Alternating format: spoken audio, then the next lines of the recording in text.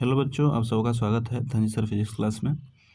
तो हम लोग देख रहे हैं, इससे पहले बहुत सारी वीडियो को देख चुके हैं हमने फिजिक्स की लगभग 3 वीडियो में, और केमिस्ट्री का एक वीडियो जा चुका है, 4 वीडियो, जिसमें हम लोगों ने केमिस्ट्री में 66 क्वेश्चंस को देख चुके थे। अब उससे आगे के क्वेश्चन को देखेंगे, तो समय व्यतीत न करके डायरेक्ट हम लोग क्वेश्चंस पे चलते हैं, क्योंकि हमको पता है, हम लोगों को पता है कि आप लोग के एग्ज़ाम के लिए बहुत महत्वपूर्ण है और आप लोग के एग्ज़ाम की तैयारी बहुत अच्छी से कर रहे होंगे। और उसमें हम लोगों की जितनी भी प्रयास हो रही है, हम लोग की तरफ से जितनी भी चीज़ें हो रही हैं, कोशिश किया जा रहा है कि आप लोगों को रिवीजन के लिए मौका दिया जाए और एक बार फाइनल टच के लिए चले जाएं और पेपर बढ़िया लिख के आएँ, पेपर बढ़िया करके आएँगे। उम्मीद है सब लोग अच्छे करके आएँगे। तो वीडियो धीरे-धीरे रिकॉर्ड होके सारे वीडियो आप पे अपलोड हो जाएँगे और सारे वीडियो को ज़रूर एक बार देख लें, क्योंकि वीडियो बनाया जा रहा है इसलिए ताकि आपको हेल्प हो सके। तो क्योंकि सारे के सारे क्वेश्चन बैंक के क्वेश्चन हैं और एक जगह पे सारे क्वेश्चन आपको मिल रहे हैं, तो ज़रूर एक बार देख लें। तो चलिए स्टार्ट करते हैं। पहला जो क्वेश्चन है, क्वेश्चन पहला नहीं मतलब इस वीडियो का पहला, लेकिन पूरे वीडियो के केमिस्ट्री का 67वां क्वेश्चन है। चलिए देखते हैं क्या क्वेश्चन है। क्वेश्चन है कि सोडियम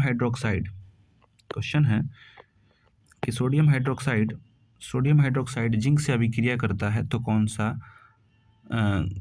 माने क्या उत्पादन बनाता है। तो जब सोडियम हाइड्रोक्साइड जिंक से अभिक्रिया करवाइएगा तो बनेगा Na2, क्योंकि सोडियम है, और ZnO+H2 गैस निकालता है, क्योंकि पता है कि सोडियम जो धातु है हाइड्रोक्साइड से अभिक्रिया करा रहे हैं तो H2 निकल रहा है। तो यह आपका फॉर्मूला ध्यान में रहना चाहिए। अगला, लिटमस विलियन वैगनी रंजक होता है जिसे निकलता है, यानी कह रहा है कि जो लिटमस है वो बैंगनी रंग का होता है, रंजक होता है, जो किससे निकाला जाता है, तो लाइकेन से। लिटमस किससे प्राप्त होता है, लाइकेन से प्राप्त होता है। अगला, जल में घुलनशील भस्म कहलाता है। जल में घुलनशील भस्म को क्या कहते हैं, क्षार कहते हैं। जल में घुलनशील भस्म को क्या कहते हैं, क्षार। याद रखिएगा, भस्म को जल में अगर घोल दिया जाए तो क्षार बन जाता है। क्या बन जाता है, क्षार। अगला, अमोनियम क्लोराइड का जलीय विलयन होता है।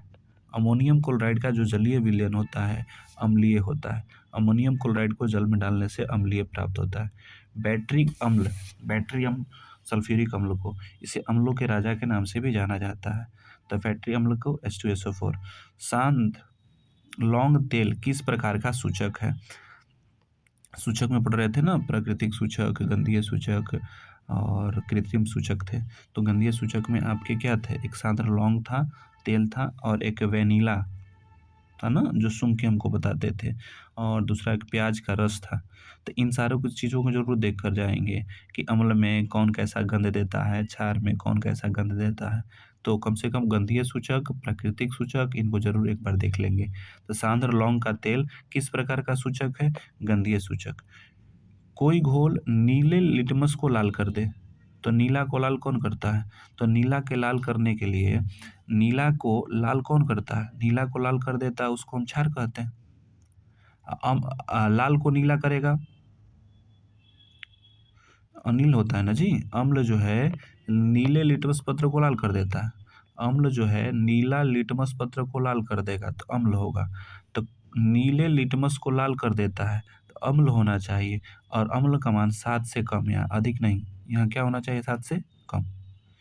नीले लिटमस पत्र को जैसे पढ़े ना हम लोग, अनिल अम्ल नीले लिटमस पत्र को क्या करता है, लाल।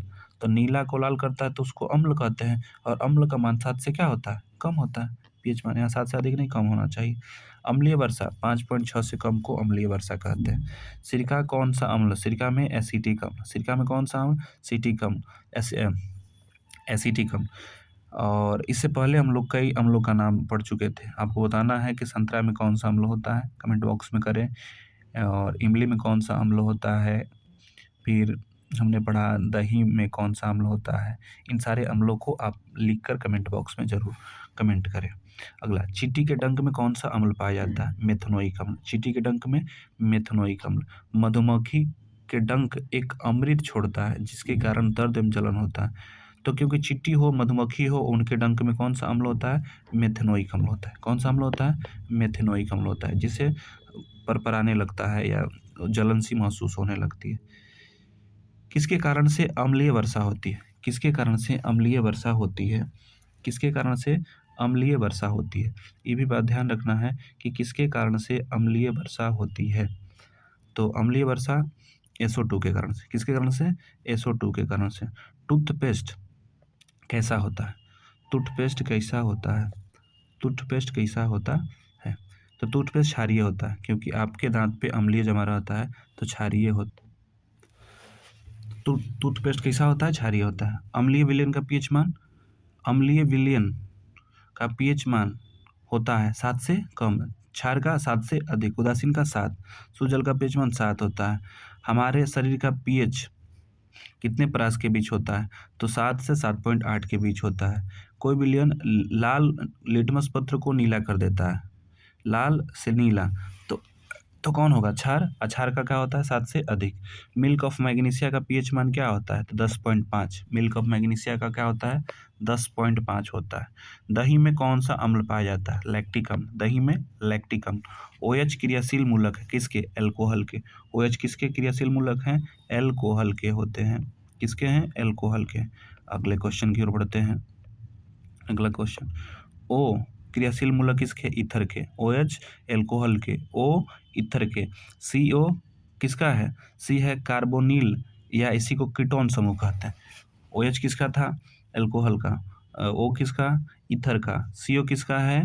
कीटोन का। CHO किसका है? एल्डिहाइड का। CHO किसका है? एल्डिहाइड का। COOH क्रियाशील किसका है? मूलक है कार्बोक्सिलिक अम्ल का। तो तीनों चारों याद रखेंगे। OH किसका आया? अल्कोहल का। O किसका आया? O आया ईथर का। CO आया कीटोन का। CHO किसका है? एल्डिहाइड का। COOH किसका है? कार्बोक्सिलिक का। किसका है? कार्बोक्सिलिक अम्ल का। अगला, एल्केन का सूत्र क्या है? एल्केन का CnH2n+2। एल्केन में +2, एल्कीन में कुछ ना, एल्काइन में -2। एल्केन, एल्कीन, एल्काइन +2, इसमें कुछ नहीं है, -2। CnH2n+2, CnH2n, CnH2n-2, तीनों याद रखेंगे। एक में +2 है, एक में +2 नहीं है, एक में -2 है। तो इसको बोलते हैं alkane, alkene, alkyne. Alkane, alkene, alkyne, आपको याद होगा यह फॉर्मूला। बेंजीन का अणुसूत्र क्या है? बेंजीन का अणुसूत्र क्या है? तो C6H6। बेंजीन का अणुसूत्र क्या है? C6H6। इससे पहले के वीडियो में हम लोगों ने कहा था ग्लूकोज का और चीनी का दोनों का रासायनिक सूत्र बोले थे कमेंट करने के लिए। देखते हैं इस वीडियो में भी कितने लोग कमेंट कर पाते हैं। अगला, एथिल अल्कोहल का IUPAC नाम क्या है? एथेनॉल। एथिल अल्कोहल का IUPAC नाम क्या है? एथेनॉल है। अगला, CnH2n किसका रासायनिक सूत्र है? CnH2n किसका सामान्य सूत्र है? एल्कीन का। किसका है? एल्कीन का। CnH2n किसका है? एल्कीन का। अगला, प्रोपेनोन में उपस्थित प्रकार्यात्मक समूह क्या है? कहता प्रोपेनोन में क्या है? प्रोपेनोन में उपस्थित प्रकार्यात्मक समूह क्या है? तो इसको एक बार देख लेना कि OH क्या है? OH। क्या सही है या नहीं है, इसको भी कमेंट में करेंगे। अगला, C6H6 का आणविक द्रव्यमान कितना होगा? कितना होगा? आणविक द्रव्यमान कितना होगा? C6H6 का आणविक द्रव्यमान कितना होगा? तो देख लेना है कि कितना होगा, आणविक द्रव्यमान कितना होगा। ठीक है। 7, क्लोरोमीथेन का सूत्र क्या होगा? क्लोरोमीथेन का सूत्र होगा CH3Cl। CH3Cl होता है। क्लोरोमीथेन का सूत्र क्या होता है? CH3Cl। CH3Cl। कौन सा एरोमेट्रिक हाइड्रोकार्बन है? कौन सा एरोमेट्रिक हाइड्रोकार्बन है? तो बेंजीन को हम एरोमेट्रिक हाइड्रोकार्बन के नाम से भी जानते हैं। तो बेंजीन C6H6। एथेनॉल का क्रियाशील मूलक क्या है? एथेनॉल का क्रियाशील मूलक क्या है? OH। संतृप्त हाइड्रोकार्बन की श्रेणी के सदस्यों को कहा जाता है एल्केन। जो संतृप्त हाइड्रोकार्बन है उसके श्रेणी के सदस्यों को कहा जाता है एल्केन। क्या कहा जाता है? एल्केन। एथेन का आणविक द्रव्यमान C2H6 है। एथेन का आणविक सूत्र होता है C2H6। इसमें सहसंयोजक बंधों की संख्या 7। सहसंयोजक बंधों की संख्या 7। आई होप कि इन सब बंधों की संख्या कैसे निकाली जाती है इन सब की चर्चा क्लास में की गई होगी और सर ने बताया भी होगा। अगला, एल्कोहल में कौन सा तत्व उपस्थित नहीं है? एल्कोहल में नाइट्रोजन, ऑप्शंस के हिसाब था, एल्कोहल में नाइट्रोजन नहीं था, तो वहाँ पर था कि एल्कोहल में कौन सा तत्व उपस्थित नहीं है, तो कहेंगे कि नाइट्रोजन उपस्थित नहीं है। वनस्पति तेल में होता है लंबी असंतृप्त हाइड्रोकार्बन की श्रृंखला। वनस्पति तेल में क्या होती है? लंबी असंतृप्त हाइड्रोकार्बन की श्रृंखला। यह वीडियो में हम लोग जल्दी जल्दी इसलिए चल रहे हैं क्योंकि आपका यह रिवीजन की क्लास है, इसलिए अब क्वेश्चन को ज़्यादा से ज़्यादा देखने का प्रयास किया जा रहा है। अगला है, निम्नलिखित में से कौन सा यौगिक ईंधन के रूप में इस्तेमाल किया जाता है? इथेनॉल, ऑप्शंस था वहाँ पे, उसमें इथेनॉल था और इथेनॉल का उपयोग जो है हम ईंधन के रूप में कर सकते हैं। एसिटिक अम्ल का आईयूपीएसी नाम क्या है? आप लोग अच्छे से सर आईयूपीएसी नाम सिखाए हैं, तो एसिटिक अम्ल का आईयूपीएसी नाम क्या है? एथेनोइक अम्ल। इथाइल एल्कोहल का अणुसूत्र क्या है? इथाइल एल्कोहल का अणुसूत्र C2H5OH होता है। कार्बन पृथ्वी पर पाया जाता है 0.02%। कार्बन पृथ्वी पर कितना पाया जाता है? तो 0.02%, 0.02%। कार्बन के अपरूप हैं हीरा, कार्बन के अपरूप कौन है? हीरा है, ग्रेफाइट है, कोयला है, फ्लोरीन है। ये सब के सब किसके अपरूप हैं? हीरा के। किसके हैं? हीरा के। जीवन शक्ति का सिद्धांत किसने दिया था? जीवन शक्ति का सिद्धांत किसने दिया था? वर्जिलियस ने दिया था 1815 में। जीवन शक्ति का सिद्धांत किसने दिया था? वर्जिलियस ने दिया था। जीवन शक्ति का सिद्धांत किसने दिया था? वर्जिलियस ने। अगला, प्रयोगशाला में बना सबसे पहला कार्बनिक यौगिक कौन था? प्रयोगशाला में बना सबसे कार्बनिक यौगिक पहला था यूरिया। किसने बनाया था? बोहलर ने। किसने बनाया था? बोहलर ने। यूरिया का आप लोग रासायनिक सूत्र जो है कमेंट बॉक्स में कमेंट करेंगे। यूरिया का रासायनिक सूत्र क्या होता है, इसका कमेंट बॉक्स में कमेंट करेंगे। अगला, फ्लोरीन में कितने कार्बन परमाणु होते हैं? फ्लोरीन को 60। फ्लोरीन में कितने कार्बन परमाणु होते हैं? 60। याद रखिएगा, फ्लोरीन को C60 के नाम से भी जाना जाता है। हीरा की संरचना होता है त्रिविमीय। हीरा की संरचना त्रिविमीय। हीरा की संरचना में एक कार्बन परमाणु के साथ कितने कार्बन परमाणु जुड़े होते हैं? हीरे की संरचना में एक कार्बन परमाणु के साथ कितने कार्बन परमाणु जुड़े होते हैं? तो 3। कार्बन की शुद्धतम रूप, कार्बन का शुद्धतम रूप है, उत्तर है फ्लोरीन। कार्बन का शुद्धतम रूप क्या है? फ्लोरीन। एक बार जरूर इसको देख लेंगे, कार्बन का शुद्धतम रूप फ्लोरीन है। फ्लोरीन को कहा जाता है बंकमिस्टर फ्लोरीन या बिक्की बॉल के नाम से। फ्लोरीन का जो होता है, फ्लोरीन जो होते हैं, फ्लोरीन नहीं है, फ्लोरीन है। फ्लोरीन को कार्बन शुद्धता के रूप में जाना जाता है। इसको बंकमिस्टर फ्लोरीन ने बनाया था। इसको C60 के नाम से भी जाना जाता है। कार्बन एक अधातु है। कार्बन क्या है? अधातु। अमोनिया का अणु, अमोनिया के अणु में नाइट्रोजन और हाइड्रोजन के परमाणुओं की संख्या का अनुपात क्या है? तो कह रहा है जो अमोनिया है उसमें नाइट्रोजन और हाइड्रोजन का अनुपात क्या है? 1:3। 1:3। कार्बन है अधातु। कार्बन क्या है? अधातु। कार्बन की परमाणु संख्या कितना? 6। याद है ना? कार्बन की परमाणु संख्या 6। इथेन के एक अणु में कितने सहसंयोजक आबंध होते हैं? इथेन में कितने? 7। हाइड्रोजन के दो परमाणुओं के बीच कितने आबंध बनते हैं? हाइड्रोजन के दो परमाणुओं के बीच कितने आबंध बने होते हैं? तो हाइड्रोजन के दो परमाणुओं के बीच एकल बंध। हाइड्रोजन के दो परमाणुओं के बीच कितने आबंध होते हैं? एकल आबंध। ऑक्सीजन के दो परमाणुओं के बीच कितने? 2 बंध। हाइड्रोजन के 1, ऑक्सीजन के 2। ऑक्सीजन कितने हो जाते हैं? 2। कौन सा हाइड्रोकार्बन सबसे सरल यौगिक है? कौन सा हाइड्रोकार्बन सबसे सरल यौगिक है? तो वहाँ पर था तो मीथेन। कौन है? मीथेन। ग्लूकोज में कार्बन में कितने परमाणु हैं? ग्लूकोज में कितने कार्बन परमाणु हैं? 6। नाइट्रोजन अणु में कितने सहसंयोजक बंध होते हैं? 3। हाइड्रोजन में 1, ऑक्सीजन में 2 और नाइट्रोजन में कितना है? 3। कार्बन हाइड्रोजन से संयोग करके क्या बनाता है? कार्बन हाइड्रोजन से अभिक्रिया करके हाइड्रोकार्बन बनाता है या संयोग करके। फ्लोरीन अपरूप है। फ्लोरीन किसका है? फ्लोरीन नहीं हो रहा है, फ्लोरीन की बात हो रहा है, C60 की, कार्बन की। मीथेन में कितने सहसंयोजक बंधन होते हैं? मीथेन में कितने सहसंयोजक बंधन होते हैं? 4। मीथेन में कितने सहसंयोजक बंधन होते हैं? तो 4 होते हैं। किस हाइड्रोकार्बन में 3 आबंध होते हैं? किस हाइड्रोकार्बन में 3 आबंध? तो यहाँ पर था ऑप्शंस के हिसाब से वहाँ देखा गया था कि किस हाइड्रोकार्बन में 3 आबंध होते हैं। तो C3H4। सबसे कठोर प्राकृतिक पदार्थ है हीरा। सबसे कठोर प्राकृतिक पदार्थ कौन है? हीरा। C60 फ्लोरीन की आकृति कैसे होती है? फुटबॉल के आकार की। कैसी होती है? फुटबॉल के आकार की। Plaster of Paris, plaster of Paris का रासायनिक सूत्र क्या है? CaSO4 half H2O। Plaster of Paris का हाफ H2O।